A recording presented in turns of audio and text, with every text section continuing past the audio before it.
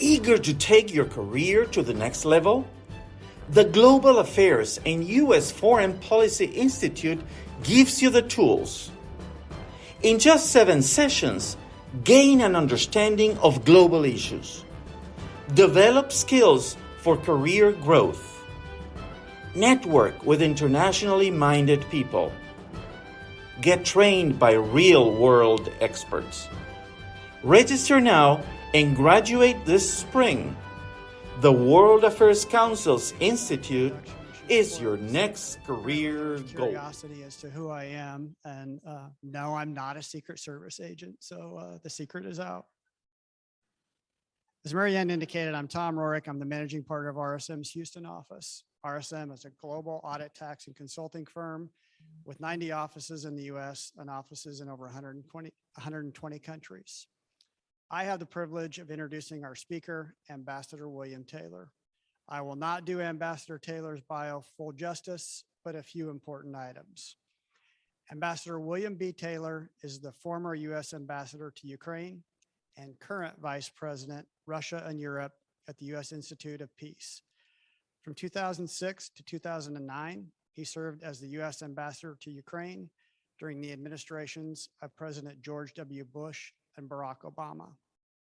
In 2019, Ambassador Taylor served as acting ambassador at the US Embassy in Kyiv for the Trump administration. During the Arab Spring, he oversaw US assistance and support to Egypt, Tunisia, Libya, and Syria. Ambassador Taylor also served as the US government's representative to the Mideast Quartet, which facilitated the Israeli disengagement from Gaza and parts of the West Bank. He served in Baghdad as the first director of the Iraq Reconstruction Management Office from 2004 to 2005, and in Kabul as coordinator of international and US assistance to Afghanistan from 2002 to 2003. Additionally, Ambassador Taylor is a graduate of West Point and Harvard University's Kennedy School of Government and served as an infantry platoon leader and combat company commander in the US Army in Vietnam and Germany. It is my pleasure to welcome Ambassador Taylor.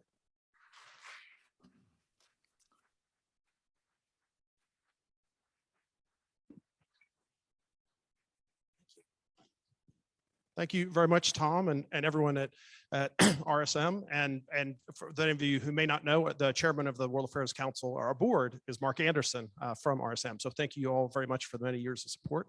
And Ambassador, thank you so much for being with us again. We, as you all know, this was to be in person. We've had this set up for a long time, and I think it's a sign that we have the right people. That Ambassador needs to be in Washington right now, consulting and advising at the highest level. So we're glad to have you one way or the other.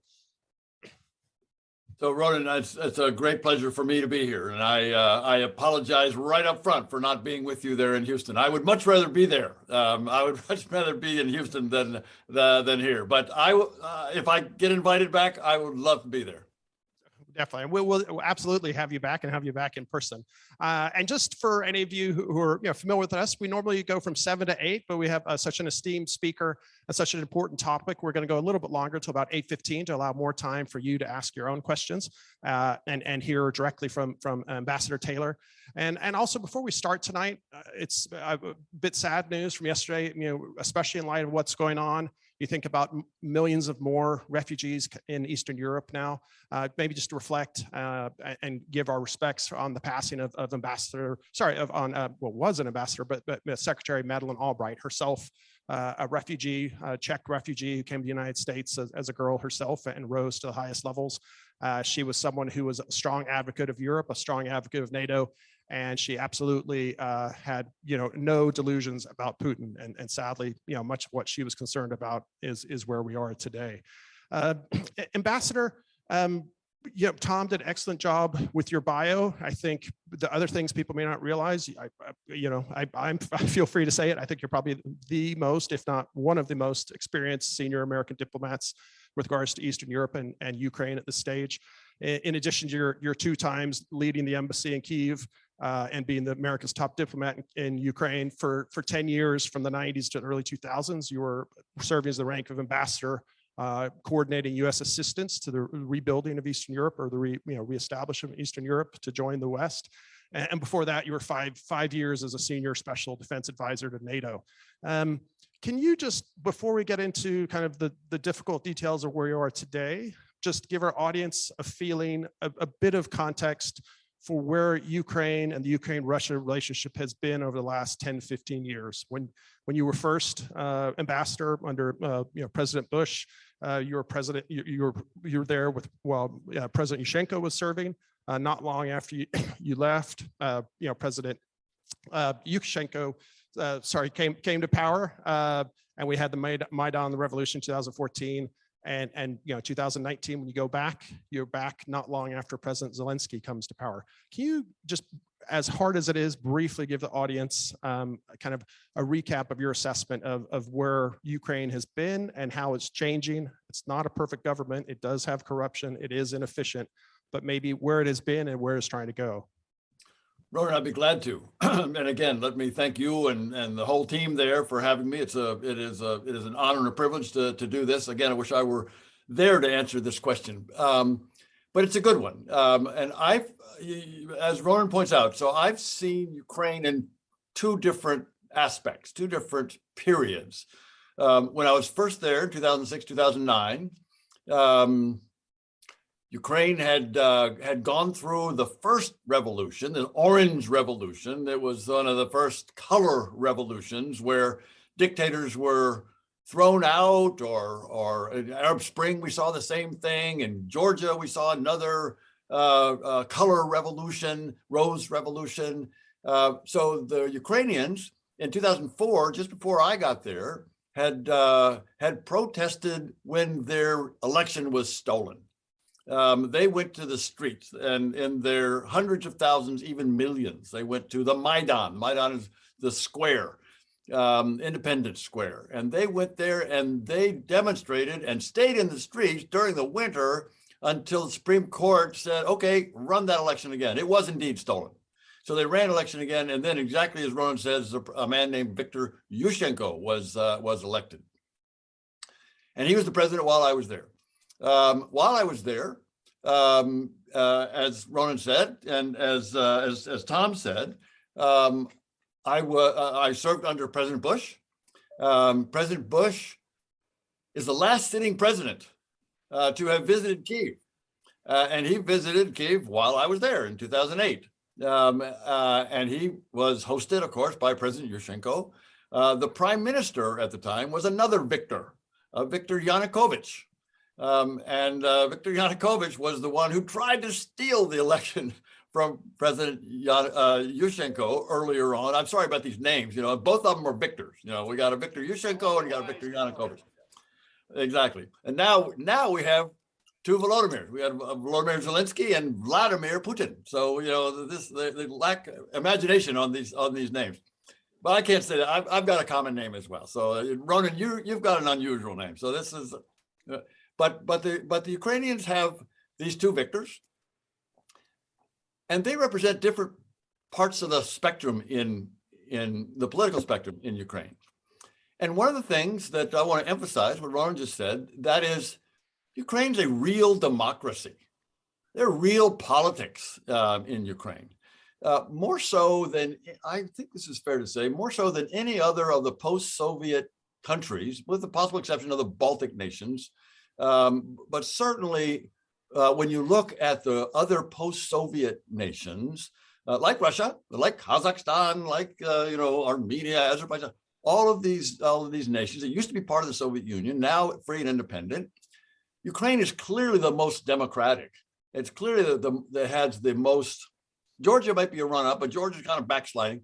But Ukraine has had a real debate in the country between people who want to kind of go, who did want to go, and I'll come back to this, who thought that the Russian model was a good model. And these people, of course, remember the Soviet Union, and they associate Russia with the Soviet Union, understandable. More Ukrainians, now many more Ukrainians, thought that Europe was a better model. Again, this is when I was there, 2006, 2009, when I was there the first time. And there were real debates. And throughout Ukrainian history, from its independence in 1992 all the way through now, actually, there have been alternating presidents. So the president was elected from the East, and then in the next election, there'll be a president elected from the western part of the country. And the president from the western part of the country would try to push Ukraine towards Europe. And then in the next election, another president would come in. Real politics. This is what happens when you have real politics. The actual change parties, and the president goes from one to the other. And so the following president was from the East. And that President Yanukovych in this case, but Kuchma before him, was had a greater affinity for the Russians. And so it was real politics. And the debates were about NATO, and the debates were about the status of the Russian language. This is a real emotional issue in Ukraine. Which language did you speak? Again, this was earlier on. So that was the situation when I was there the first time. President Bush visited in 2008. As Ronan said, there was an election. I left in 2009. There was an election in 2010 when one of the victors, actually Viktor Yanukovych, who had been beaten in the second round of the election in 2004, and Viktor Yanukovych in 2010 won a free and fair election. The elections in Ukraine are by and large not perfect. Our elections are not all that perfect, as we know. But these were free and fair elections where Viktor Yanukovych was elected in 2010. The majority of Ukrainians by this time, 2010, 2011, 2013, were of the view of one of the two directions that I mentioned earlier. The majority of Ukrainians wanted Ukraine to move toward Europe. And President Yanukovych, even though he was kind of pro-Russian, he recognized, again, this is a democracy. You have to listen to the people in democracy. And he listened to the people. And they were saying, we want to be part of Europe. And so his government was in the process, Viktor Yanukovych's government in the process in about 2013 of preparing to sign an association agreement. This is kind of the entryway into the European Union. And President Yanukovych was about to go sign this association agreement with the EU, and Mr. Putin in Moscow noticed. And he wasn't pleased, because he saw that if Ukraine signed up with and began the process of joining the European Union, that Ukraine was headed toward Europe. And President Putin has this thing about Ukraine. He has this obsession with Ukraine. He wants to dominate Ukraine. And we're going to come back to that, I'm sure, today. But when he saw President Yanukovych about to sign an association agreement with the EU, President Putin said, nope, don't do that. And I'm going to give you $15 billion, and I'm going to give you low gas prices, natural gas prices. Houston knows something about gas prices. And that was attractive enough for Yanukovych to say, okay. And he turned around, decided not to sign this agreement with the association agreement with the EU. And the people of Ukraine revolted. They had another revolution, the Orange Revolution in 2004 that I mentioned. This revolution in 2013 and on into 2014, the winter of 2014, is now known as the Euromaidan. Maidan, again, is this square. So there were these European Union flags in the Independence Square that tried to send the message to their president that they wanted indeed to be part of Europe. It's also now known, that same revolution, the Euromaidan, is also now known as the Revolution of Dignity. And it's a revolution of dignity because the people, the citizens of Ukraine, wanted to be treated with respect. They wanted to get rid of the corruption that Ronan rightly points out has been a problem in Ukraine. It's been a problem with all post-Soviet countries. It clearly is a worse problem in Russia than in any other. But in Russia, you don't hear about it because, you know, we don't have a free press in Russia. In Ukraine, you got a free press. And the press and the journalists go after corruption as they should, and people know about it. And the people the Ukrainians in 2013 and 2014 were fed up with that. And they were fed up with their president, in this case, being bribed by Putin to deprive them of the route to Europe, of the path to Europe. And so, and they said, look, this is not what we had signed up for. We've got dignity, we've got respect. This is a revolution of dignity. And they again went to the streets. And again, they stayed through the winter, snows, freezing cold the whole time. They stayed out there. And finally, President Putin told President Yanukovych, clear out that mob, clear out those protesters. And President Yanukovych did so.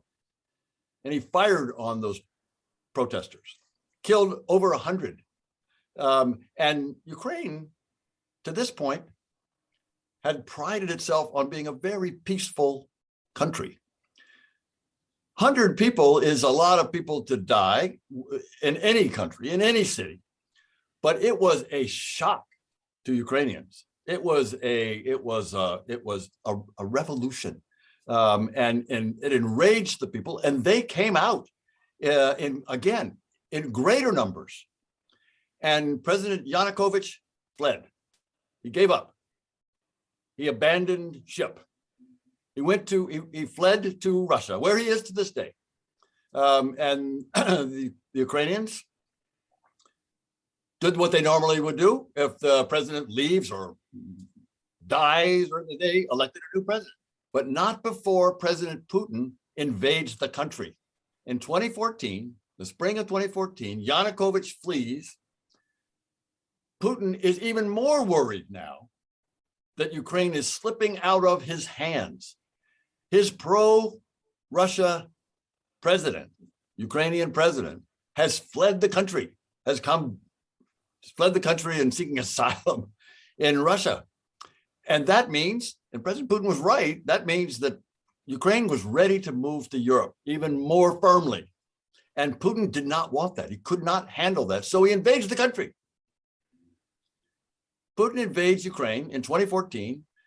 He takes over a part of Ukraine called Crimea. It's the peninsula in the southern part of the country that projects into the Black Sea. And he invades it, and he occupies it, and he tries to annex it. And he doesn't stop there. He then goes into another part of Ukraine, the southwestern part, a place called, now we call it Donbass. There are two states, if you will, oblasts of Ukraine. They're Donetsk and Luhansk, and together they're known as Donbass. And Putin sent his troops into there and set up puppet governments. And those governments and those Russian-led forces have fought Ukrainian soldiers since 2014. For 8 years, they've been fighting. And it's been low level. I bet not 10% of the people sitting in that room in Houston knew about or know about that 8-year war in the middle of Europe. 14,000 Ukrainians were killed in that time, in that 8 years, from the 2014 until 2022, until this year. 14,000 were killed. President Putin, for some reason,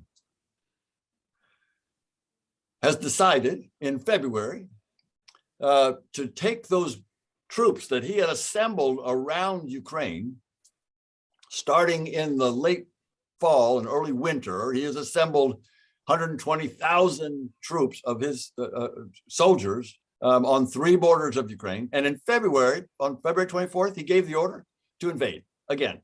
Why? We don't know.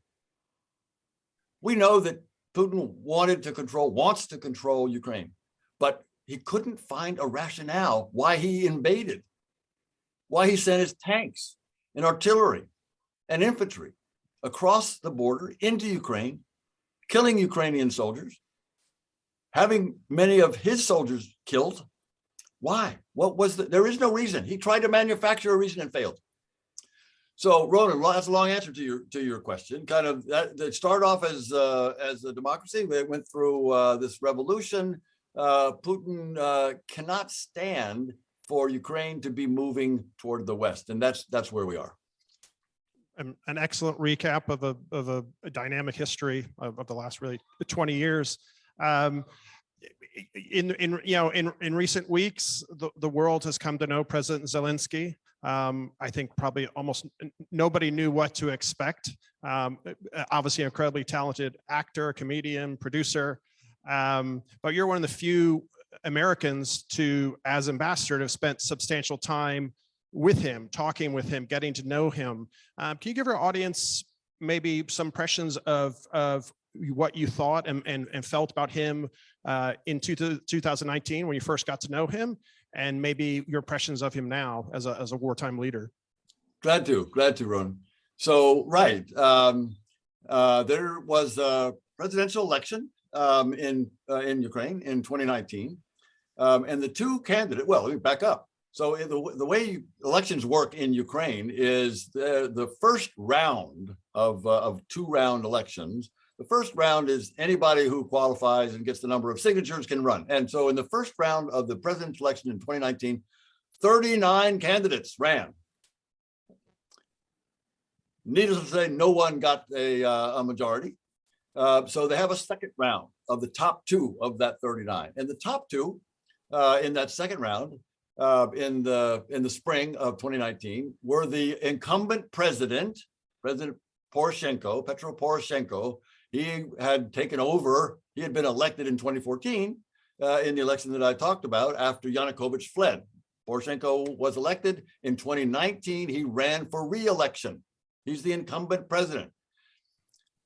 The other person in the second round was an unknown politician. He wasn't a politician. Vladimir Zelensky was a businessman. He had a successful entertainment business. He starred in many of his productions. Fact is, you can get a sense of Vladimir Zelensky by going onto Netflix and enter in there Servant of the People.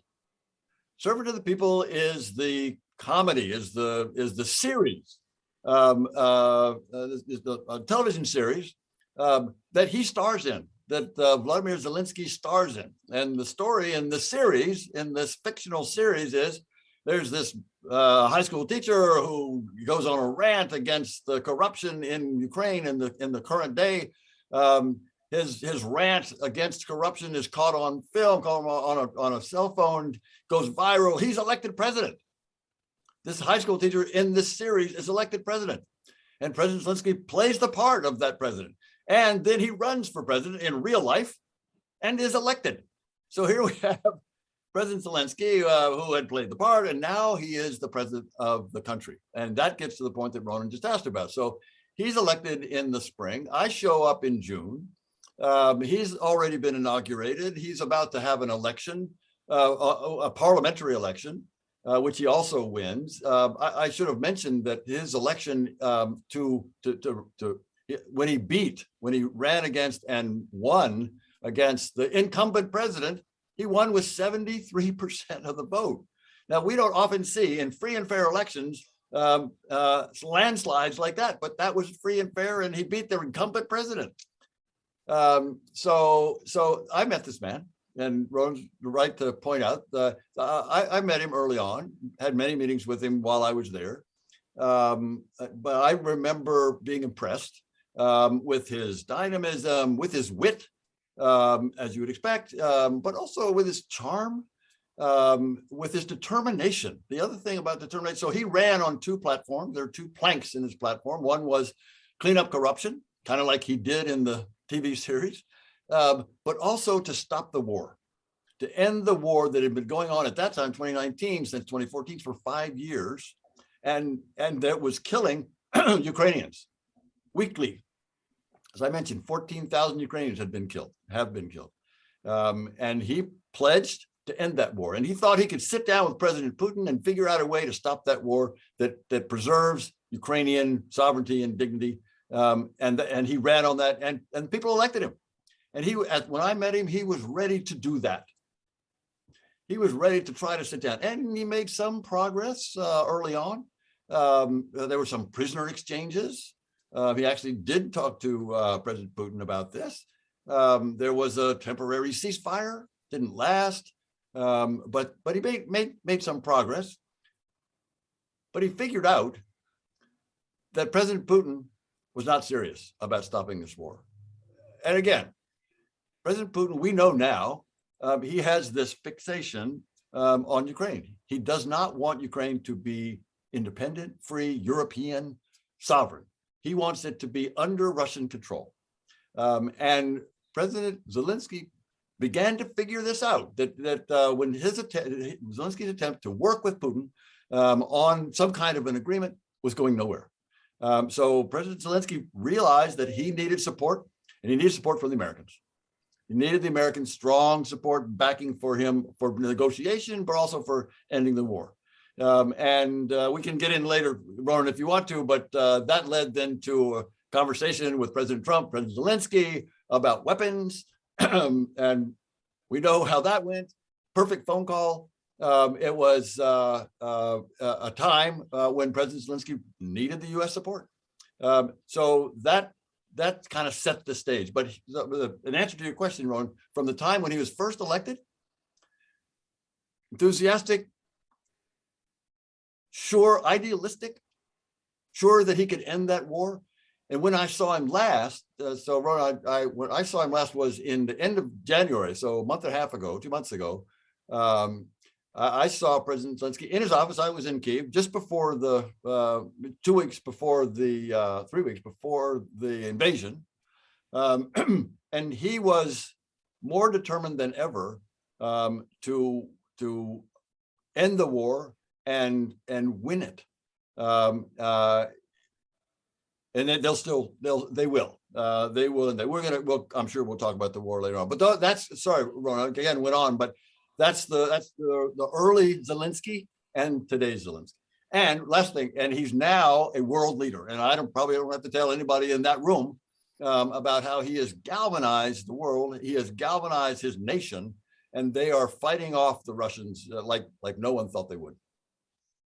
And just related to it, you brought it up.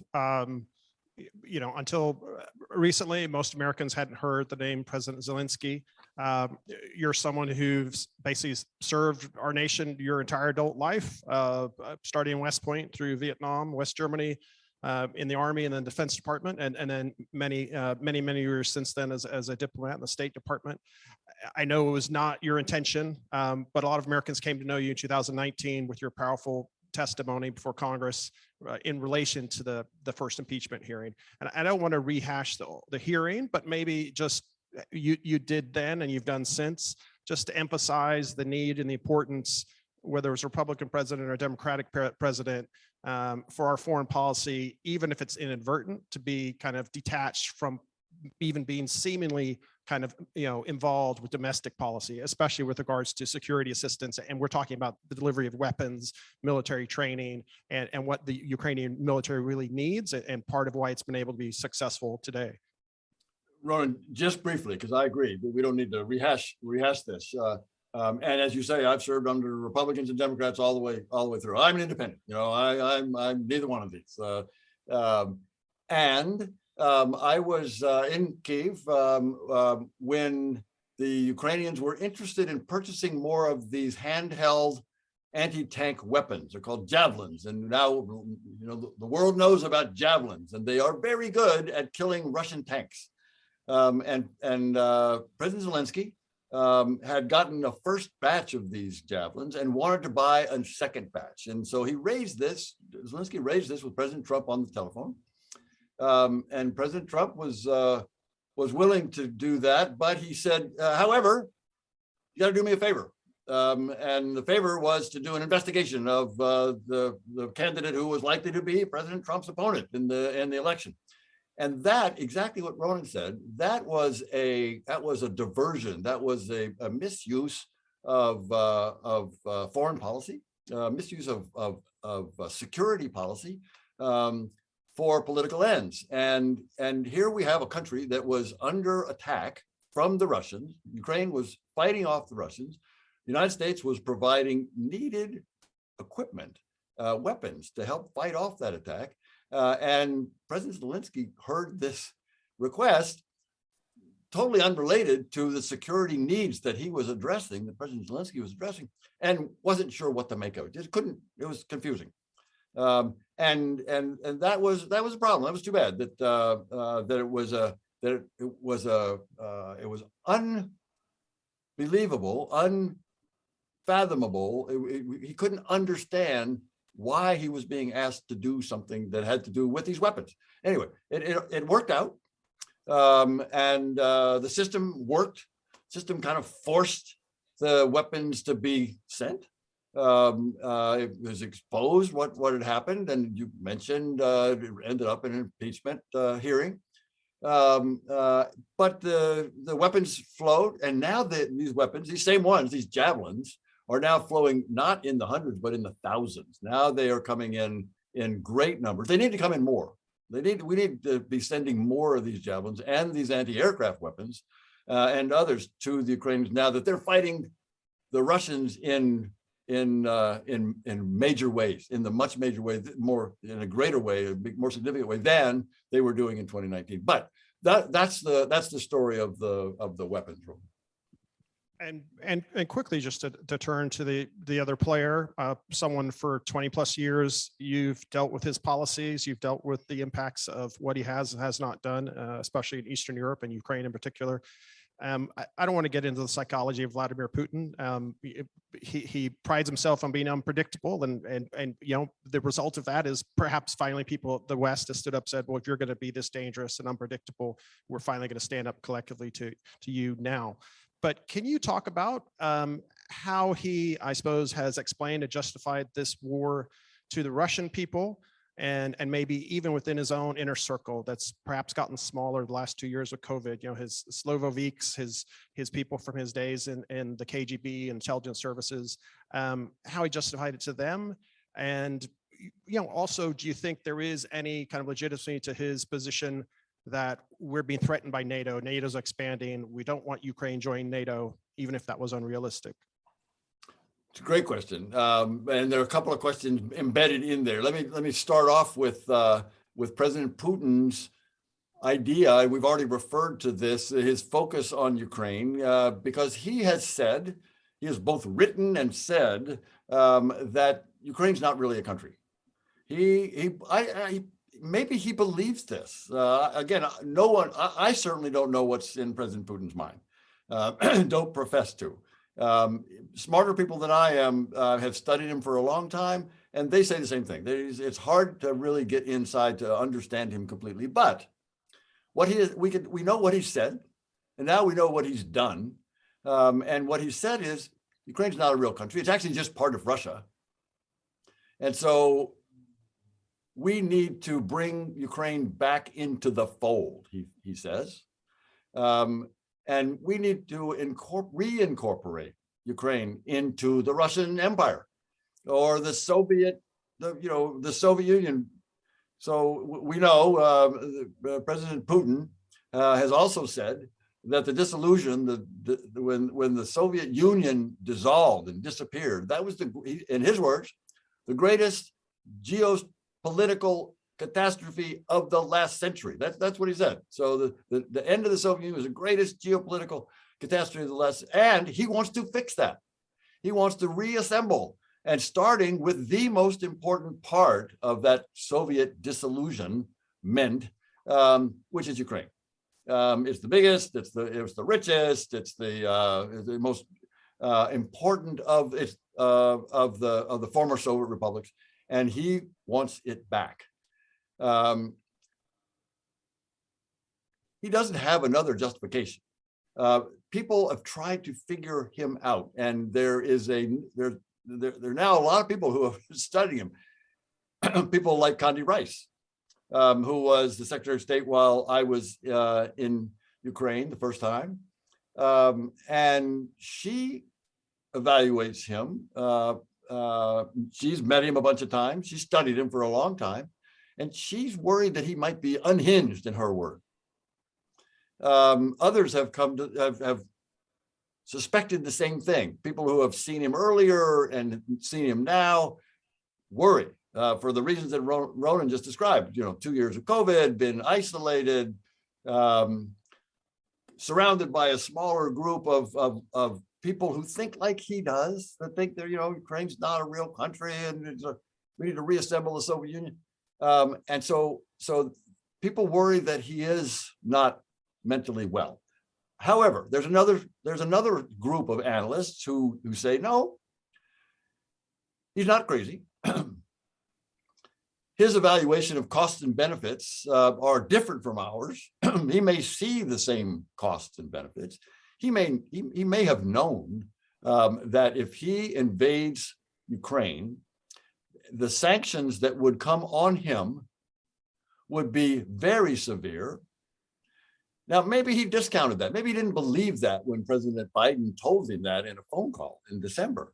Maybe he thought that, maybe Biden was not really able to put on those sanctions, or maybe Biden is not really able to gather a alliance, not just a NATO alliance, but Putin knew that for effective sanctions, like President Biden was talking about, he needs all the Europeans.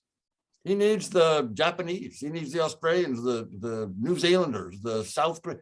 He needs a global alliance in order to make these sanctions work. So President Putin may have just thought, well, I don't think he can do it. So I'm going to go ahead with this invasion. In other words, he evaluated the cost and benefits differently, but he was evaluating cost. That's a definition of rationality. No, he's not crazy. He's thinking about what the benefits are and what the costs are, and he says worth doing, worth invading. Terrible blunder. In any case, whether you think he's crazy or whether you think he's rational, it's a blunder. And I think to have gone into invaded Ukraine. It turns out that the United States was not ready to turn inward. The United States was not ready to give up international leadership. Turns out that the United States was able to assemble an alliance, a NATO alliance on the defense side, but with the EU economic alliance, with the Japanese and these others, to put very serious sanctions, the harshest sanctions we have put on any country in history. And I say that because this is the first time we've ever sanctioned the central bank of a nation, not to mention a large nation, relatively large nation like Russia. That was a major decision, even bigger than the now famous SWIFT organization that is the clearinghouse for financial transactions around the world. Everyone thought that was the financial nuclear option, but no, it's actually the central bank that does even more than that. We also use SWIFT. Turns out we kicked them out of SWIFT for most of their banks, but the central bank freezing of those reserves was dramatic, and it is hammering the Russian economy. It is just hammering it. So President Putin probably didn't think that was where the Americans were. He probably saw the withdrawal out of Afghanistan.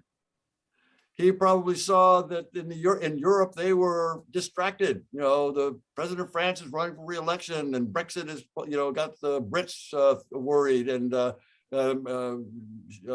Merkel has left Germany. So now he may have thought was the time to go in, and he did.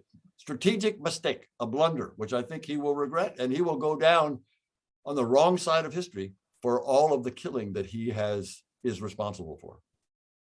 I know you're not a military tactician or military strategist, but I will say, I'm honored by, I've had the great fortune to have discussions with many ambassadors. You're one of the few who is not just an officer, a former officer, but a combat veteran yourself.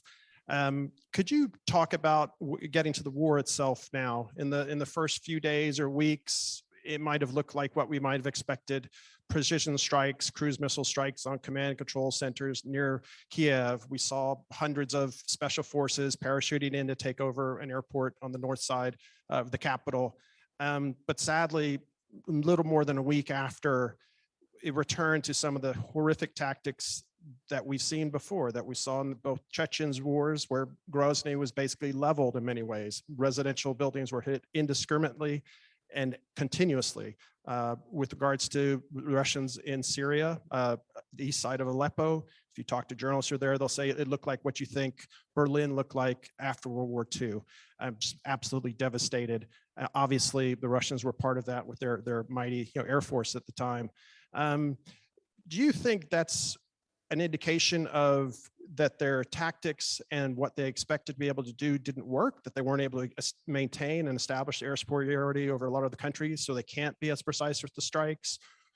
Or is it sadly more just a reflection of this is what we know how to do, we can do it if we need to? Putin, kind of first claim to fame in Russian notoriety was for his brutal tactics in Chechnya, which were largely supported by the people. Or is this a conscious decision to say those are civilian targets? We're going to destroy as many civilian buildings as we can. In Mariupol, 60–70+% of residential buildings have been either damaged or destroyed. And is it a choice to say we'll kill enough Ukrainians and will terrorize millions more that'll hopefully drive Zelensky to the negotiating table to accept really poor terms? It's a great question. Very well said. You described the lead up exactly. What I would add, however, what I think is at least as decisive a factor in what you just described, rightly, Ronan, is the quality and the determination, the cleverness, the art, the military art of the Ukrainians. The Ukrainian military, incredibly outnumbered, 10-to-1 just in terms of budgets, but 100-to-1 in terms of aircraft and tanks and number of troops, grossly outnumbered. And the Ukrainian military, exactly as Ronan has described, has held off this large Russian military for 29 days. For 29 days. And as Ronan just said, I'm sure that the Russian generals and the Russian Minister of Defense, who hadn't been seen, by the way, in a week and a half, told President Putin, we're going to be in Kyiv in 3 days max. And we'll just go in there and we'll install a new, different puppet president. We'll get rid of Zelensky somehow or other. Leave it to us, Mr. President. We'll take care of this, and you'll have your country. Didn't happen, and it didn't happen for some of the reasons that Ronan just said. But I would say also, at least a bigger factor is the guts of, and the skill of, and the ingenuity of the Ukrainian military, using what they had. So they blunted that first attempt, and Ronan rightly said that the Russians thought they would parachute into this airport in the north and establish a bridgehead, if you will, and then bring all of the equipment and troops in, and then quickly go in. Well, didn't happen. There was a big fight around that airport, and it changed hands a couple of times. And that airport is still not being used as the Russians had hoped.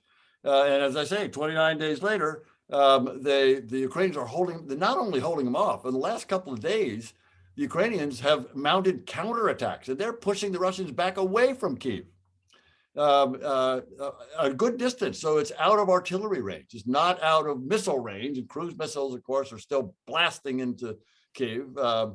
And short range and medium range ballistic missiles being fired from both the Black Sea and from Belarus and Russia into Ukrainian cities, doing the damage that Ronan just described, in particular down in Mariupol, where it looks like Grozny. It looks like that part of Aleppo that the Russians were responsible for.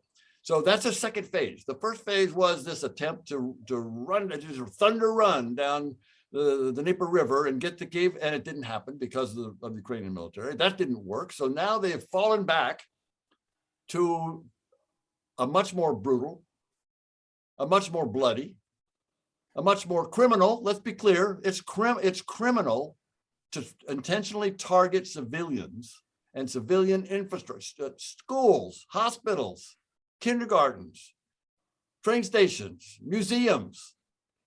These are being targeted by the Russians, and they're being destroyed. In Mariupol. I don't have to tell you, you've seen the pictures. That will start, that's on the outskirts of Kyiv, that's starting to happen. They've not gotten to the center of Kyiv yet, thank God. It is a gorgeous city. And if the Russians destroy it, they will go down in history, again, on the wrong side. It is unbelievable what the Russians have done and are doing to Ukraine. But the Ukrainians are not giving up. So that gets to the point, Ronan, Zelensky, who was offered a way out of Kyiv when it was worried, people were very worried that the Russians were going to be able to take Kyiv, and he stayed. He would not leave. He was offered a way out, and he famously said, I need ammunition, not a ride. And there he is still. And he's taking pictures of himself in front of his office. And every Ukrainian knows that office, the office of the president. It's like the White House. Every American knows what the White House, and knows if President Biden or President Bush or anybody else is out there in front of it. They know exactly where President Zelensky is because it's in front of his office, and they know that building. And he's there every day leading and speaking to the Ukrainian people. He's there every day speaking to parliaments around the world. Today, he spoke to the Nato summit. He is leading the world. He's leading his nation in opposition, and he won't give up. If he has to, at some point, if he has to leave Kyiv, I hope he doesn't have to. And I hope the Ukrainians will continue to defend and push back and not allow the Russians to take over their capital, and push Putin to decide to negotiate instead of level a city. I hope he gets to that. But in the end, if Zelensky has to go somewhere, there are mountains in the southwestern part of the country, Carpathian Mountains, he can do that, and we will still support him. The international community will still recognize him. Ukraine will still be led by President Zelensky or his successor. We will continue to provide military support to help them fight back and push the Russians in the end out of their country. So that's what I see coming up. And not to kind of consider even in darker possibilities, but obviously Putin had no qualms about supporting President Assad for many years, and the documented 1,300, 1,400 chemical weapons attacks across much of Syria, almost all of them against civilians, or many of them against civilians. How concerned are you that the Russians might actually use biological or chemical weapons to, again, incite fear in the people, or even, as the administration suggested, possibly a false flag of either actually using the weapons and blaming it on the Ukrainians or blaming it on the Americans, or documenting some videos to make it look like that, or even, the most dire kind of consequences. And it's why NATO and the US has not got more directly involved. How concerned are you that he might actually, authorize the use of a small tactical nuclear weapon? So on the first part, Ronan, of your question about chemical weapons that, as you say, he used and the Syrians used with his help in Syria, in Aleppo, and in other places around that country, he's used it before. He's used chemical weapons against his own people. He tried to poison Navalny. So we know that he can do this. And my sense is that if he does that again, that there will be a response. I mean, President Biden said that today, that he was asked this very question. He said there will be a response, and there are things you can do.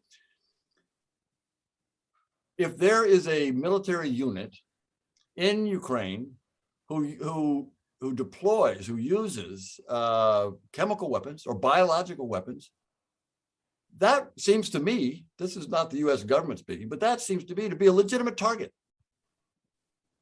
for a cruise missile or two, to go in there, and if that weapon, that chemical weapon, that biological weapon, were used against Ukrainians in a Ukrainian city, one option, let's just put it that way, one option that NATO would have would be to take out that unit.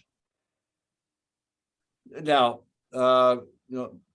or there are other options as well. And I'm sure that the fact is there was a piece in the paper yesterday that there's a cell, there's a little group in the White House that's thinking about exactly this question. How exactly do we respond? They're thinking about all the weapons that you mentioned, Ron. So chemical, biological, nuclear as well. And the question is, if Putin were crazy enough, irrational enough to use a nuclear weapon, then how should we respond to that? If he attacks into NATO countries, the response is clear. If he initiates war with NATO, which he knows would be a mistake, but if he should do that, we'll respond. It will be war. I mean, we will respond in kind in that circumstance. Because I don't think, as we talked about earlier, Ron, in response to your question earlier about Putin's mental state, I don't think he's crazy, and I don't think he's suicidal. So we have to be ready because he has used chemical weapons. We already described it. So we have to be ready, and if he gets, if he thinks there's no other way, then who knows? But there will be a response. I am absolutely sure. And before we turn to kind of maybe where we go from here, and also you mentioned the NATO summit, obviously the big major international player we haven't gotten to yet is China. President Xi and Putin obviously are best buddies and profess their affection for each other even more so in the last few weeks. And Putin, kindly waited till the Beijing Olympics were over before he started the war, so as not to distract from the Olympics. China, obviously, they are no fans of the West. They're very happy to see trouble and dissolution of democracies and lack of cohesion in Europe. And much like Putin, you mentioned, Ukraine is not a real country. For 70 years, the Communist Party has said Taiwan is not a real country. And the way things are now, I'm sure President Xi loves the idea of being able to buy really cheap Russian oil for a long time to come. But at what stage do you think, even for President Xi, even for the Chinese, that this is perhaps going too far? And what lessons are they looking at with regards to whether or not they might actually do something in regards to taking over Taiwan? Taiwan, it's a very good question. And I think you're exactly right, Ronan, that President Xi is watching very closely what happens between Russia and Ukraine and the West. President Xi probably has the same misconception that President Putin had. And that is, President Xi and President Putin probably thought that the Americans were not a force any longer. The Americans were not able to rally an international response to anything. And President Putin is testing that. And President Xi, who probably thought that too, is watching carefully. And he's probably surprised that the Americans have rallied the world against Russia and President Putin and in support of Ukraine. And this alliance has put sanctions, as I say, the harshest sanctions in history on the Russians. And President Xi has to worry about that. President Xi has to worry that, whoa, the Americans are actually leading an alliance against President Putin and against the Russians, and they could do that to us. If they can do that to him, they could at least try it with us. We've talked about how the size of the Chinese economy dwarfs the size of the Russian economy. Nonetheless, those sanctions are a big threat to the Chinese. And the last point, and I know you've got to move on here. President Xi probably has had a little buyer's remorse here. When Putin showed up in Beijing for the Olympics, but well before, as you say, well before the invasion, and President Xi thought that if President Putin does invade Ukraine, it'll be quick. It won't be a problem. And the Americans and Europeans, they won't do much. They might huff and puff, but they won't do much. So President Xi said, I'm with you. It's interesting, however, that joint statement made no mention of Ukraine, and China, and more generally, is not supportive of an invasion.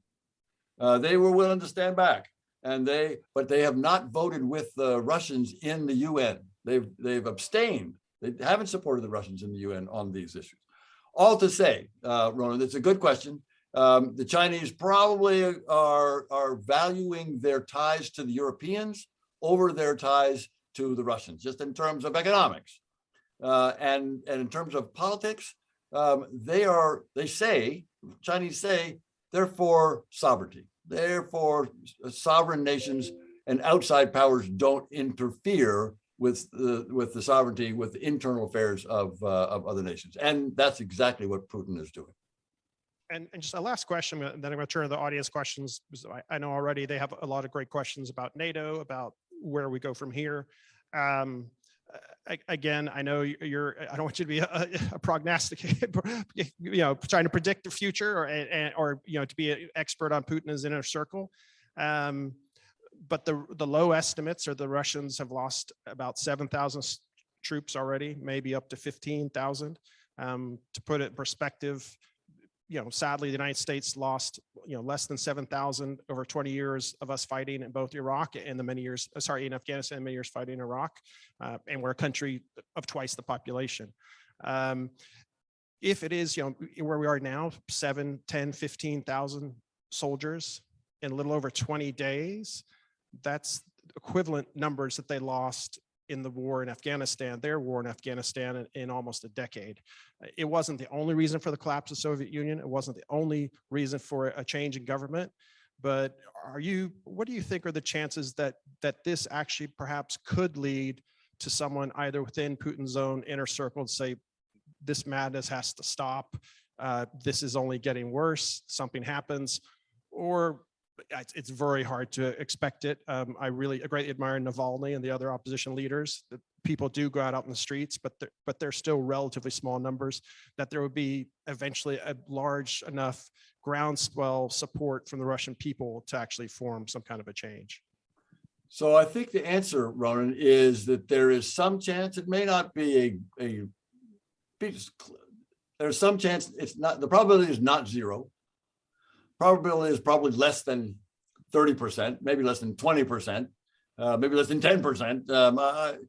Hard to say, as you've indicated. But President Putin has to be worried. I mean, he has seen recently, in the past year or two, he's seen, dictators being threatened by exactly what you say, people in the streets. He's seen it in Belarus after a stolen election. He's seen it in Kazakhstan. They got those under control, but nonetheless, that had to be unsettling for President Putin. But you also said there's another threat to him, and that's people around him. And if they see that he is pursuing steps that are weakening, that are damaging Russia, or that are damaging them, that are having effect on their bank accounts or their ability to travel or their yachts. If they see that this is not in their interest, what Putin is doing, they may take matters into their own hands. It's possible. Again, I don't count on it. I don't think it's a high probability, but the probability is not zero. Just a variety of questions regarding to where we go. Sorry, I have so many questions. It's hard to get through them all. Just related to kind of where we're going from there, Greg asked, do you feel that the West, the US, and Europe will provide the weapons to defend itself, Ukraine to defend itself, or are they afraid of Putin? And then related to that, I had 2 or 3 questions, about NATO. People asking basically, how much more will NATO get involved, and at what stage would they get involved directly? So in answer to Greg's question, the first question about weapons, one of the commitments coming out of this NATO summit today is the commitment to provide as the quantity of weapons the largest quantity of weapons that they can, that is possible to give, and it's possible to give more. We can increase, the Americans can increase, Europeans can increase. Turns out that that other NATO members and even some non-NATO members are providing weapons to the Ukrainians in ways that they never had before. I mean, the Germans have totally turned around in terms of what they will provide.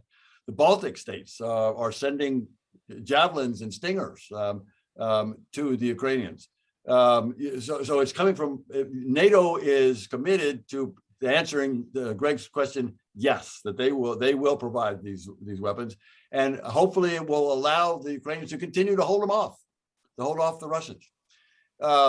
And then the question about NATO, will NATO defend itself against attacks? Absolutely. There's no doubt in my mind that if, again, we've already talked about this, if the Russians somehow attack Poland or Romania on the border there with Ukraine, there's no doubt in my mind that the NATO alliance will respond vigorously, will respond militarily.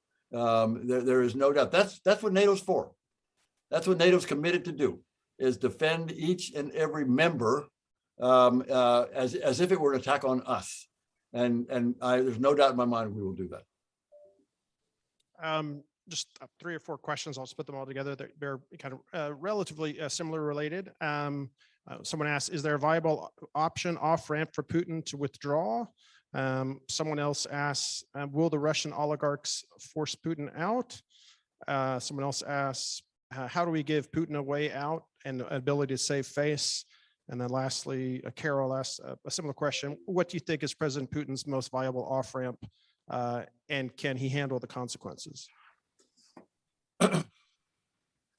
You're right. A good set of questions and related. This business about an off-ramp and saving face. I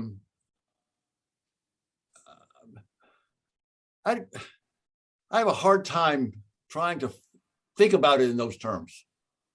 President Putin got himself into this mess. He made a strategic blunder. He invaded a country unprovoked, unjustified. And we want to save his face? No, I don't care about his face. I care about him getting out of Ukraine. I care about Ukraine defending itself with our help and with their ingenuity. And it's up to President Putin to save his face. And then he can do that. There is a way that he can do that.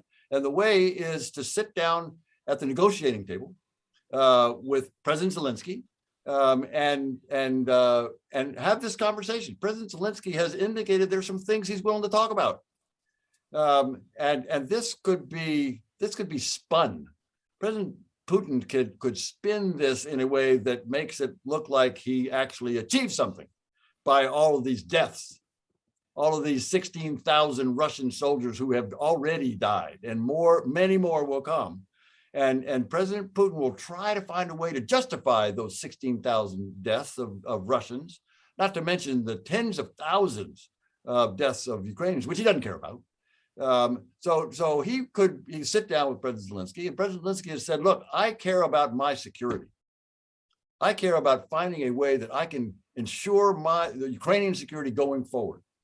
And I thought, President Zelensky has said, I thought that the way to provide security for my country, for my citizens, was NATO. And it turns out that NATO is not really ready to welcome us in yet. And I can't wait.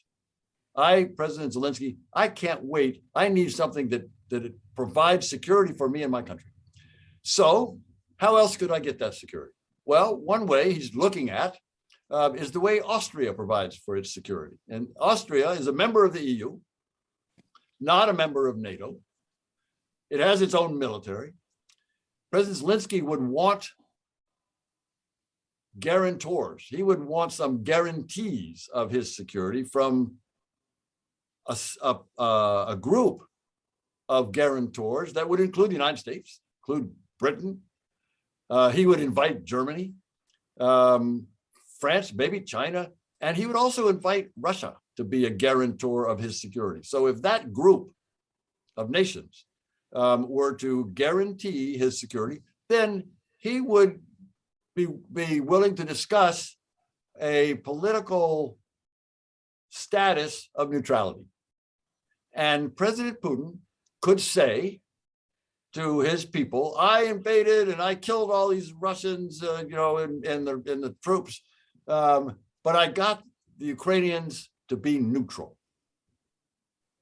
Now, if that saves his face, fine. He is paying the severe price for that blunder in his economy, the number of his Russian soldiers who are killed. He is a pariah. He will go down in history as a war criminal. Russia will be shunned around the world. It already is. And that's what he got. He got Ukraine to say it won't join NATO when there was not a real chance for Ukraine to join NATO anyway. It makes the guy's a war criminal. And just for the sake of time, thank you again, Ambassador, for staying a bit longer with us. We'll just do 2 or 3 more questions. And I know sometimes it's hard to have them, relatively short. Julie, who says she's a retired senior foreign service officer. So thank you for your service, Julie. She asks, says, there are those who believe a stronger response in 2014, meaning when Putin seized Crimea and the war in Donbass started, that would have deterred Putin this time. Do you agree? I do. I agree. Nice short answer. I agree. I would even say, Ronan, that when President Bush showed up in Kyiv and then went to a summit, a NATO summit in Bucharest, Romania in 2008, NATO was applying for membership at that time. Had the NATO alliance said yes at that time, we would not be here today. President Putin would not be invading Ukraine today if it were part of NATO, as they applied for in 2008. So yes, in 2014, we should have been much stronger. We were surprised. We were caught by surprise in 2014. It took months to get the sanctions in place. It took months to find a response, both the Ukrainians and the international community. So yeah, we were caught by surprise, but I totally agree, Julie, that we had we mounted a stronger opposition to that land grab, to that aggression, the first armed grab of territory of a neighbor since the Nazis in World War II. Had we stood up for that more, we might not be here today either. And just quickly, in an odd way, could that also be why the Ukrainians are such an effective fighting force now, that they have been in combat for the better part of 8 years? It's one of the reasons that they are so good, and they were hollowed out. The Ukrainian military was hollowed out by Viktor Yanukovych, the pro-Russian president who fled to Russia when he was forced out, when he decided not to pursue European integration.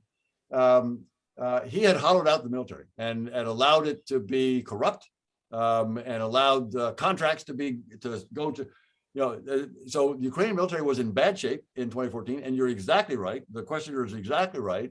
They have been fighting, the Ukrainian military has been fighting the Russians for 8 years, and they are a tough, battle-hardened force. And they've been trained. We've trained them. The Americans have trained them. Europeans, other NATO nations have trained them. We provided an incredible number of weapons, which they are using even more cleverly than we do. I've talked to military people who say that they've been astounded at how well the Ukrainians are using some of this equipment, even better than our soldiers do. So yes, I think that experience is why the Ukrainians are holding off the Russians so far. I don't know how long they can do it. I hope it's long. I know they will fight forever, but I don't know how long they can hold out. But it's one of the reasons is they are battle tough. And got to almost all the questions. There are 2 or 3. I'll pass on the ambassador, and maybe you can give me a few of your answers via email. But Cynthia asks, I think, an important question. As American and as an organization that hopes to help our community better understand what's going on in the world and the U.S.'s role in it. Cynthia says, I feel helpless watching the destruction, death, and pain of Ukrainians. How should we help the country and its people? Cynthia, you're exactly right. But don't feel hopeless. There are things that we can do. Number one, the Ukrainians are fighting for us. So we should support them. They are fighting for us. They're on the front lines of the war that the Russians are first fighting against them, but they're then fighting against, the Russians are fighting against us.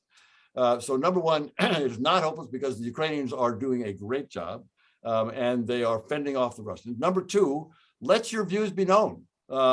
Be sure that your elected officials, in particular in Congress, but other places as well, know that you care about this. The amazing thing to me is the number of people across the country, polls even show this. I mean, we're talking about very strong support by Americans for arming the Ukrainians and supporting the Ukrainians and putting sanctions on the Russians. That support is not by accident. That support has been developed. I mean, it's developed to a large degree, I will say, by the Ukrainians themselves. I mean, they are shown to be sympathetic, tough, democratic, but also just it's a plucky democracy, flawed democracy, as we all are, as Ronan has pointed out. But that has, with Zelensky at the head, this charming, charismatic leader, and let people know, Cynthia, let people know that you support that. And then there are ways that you can help with money, contributions. I talked to people just this afternoon. I'm talking to someone who's going to Poland. There's an American going to Poland to help the Poles as they welcome these refugees coming in from Ukraine. I'm not saying you have to go to Poland like this guy, but there are ways that you can help and you can contribute. And there are multiple organizations, some of whom you've already talked about there in Houston, who are doing great work on medical supplies and helping out refugees. So there are a lot of things that you can do individually. There are things that we can do collectively, and we can provide this support. And lastly, maybe besides just Ukraine, where do you see things going from here? I don't want to say it's a new Cold War. Some people are saying that, but there are some unfortunate similarities. We're perhaps now, at least, again, back to fighting a proxy war with the Russians. We're not directly fighting it yet. There's this concept of a new polarity emerging again in the world. It was there with Russia and China, but perhaps even stronger now. Are we back to the ideas of containment of Russia and those in its sphere, back to the ideas of kind of a balanced world between kind of the liberal democratic order and those, whether it be communist Chinese or those favoring authoritarianism? Where do you see us going from here? And I suppose, what do you hope the American response will be? Short question. Yeah, easy one. Yeah. Yeah, I think I think on the 24th of February was a pivot. And the way the world is today is different from the way it was on the 23rd of February. And the Russians have caused that pivot. The Russians have thrust us into a post Cold War. I mean, we were in post Cold War. Now we're in a post Cold War.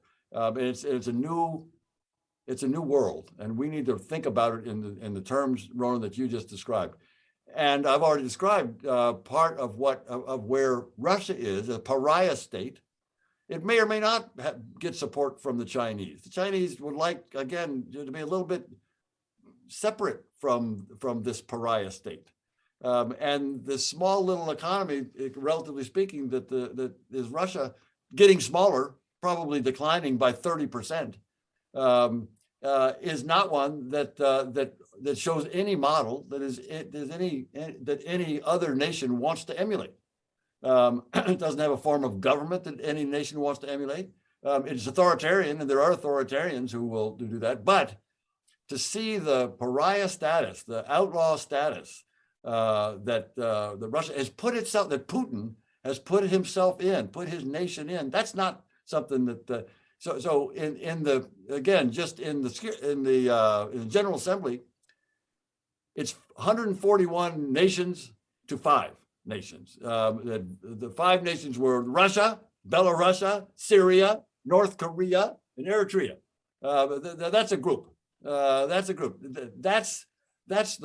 are the nations who are supporting Putin, and even they are. The Chinese, as I say, Chinese didn't support him. So going forward, It's going to be a new world. We need to think about it. We do need to deter the Russians. We probably need to contain the Russians, and we know about deterrence and containment. So, as you say, you know, we've seen this before, and we've succeeded in it before. And maybe that's where we have to go.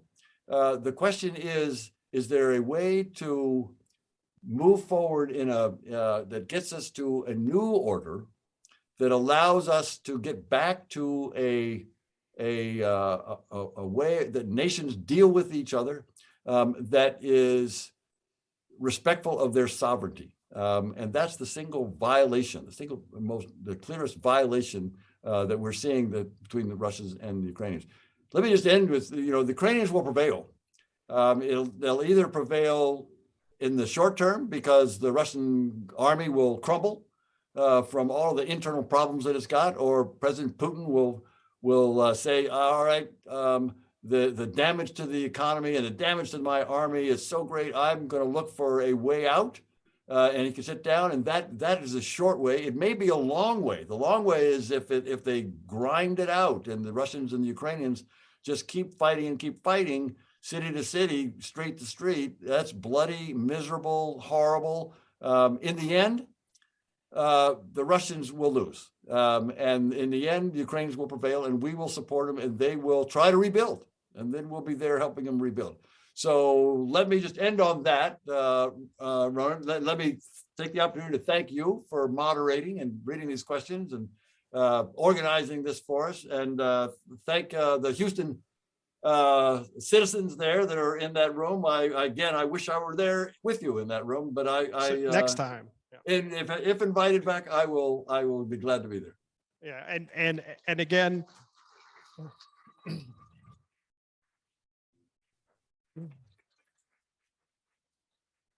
I would like to thank again as well all of your wonderful colleagues at the United States Institute of Peace. For decades, they've been at the forefront of conflict resolution, trying to find peaceful paths in every region of the world. And thank you, Ambassador Taylor, for taking this time when I know you're in such demand right now in Washington, D.C.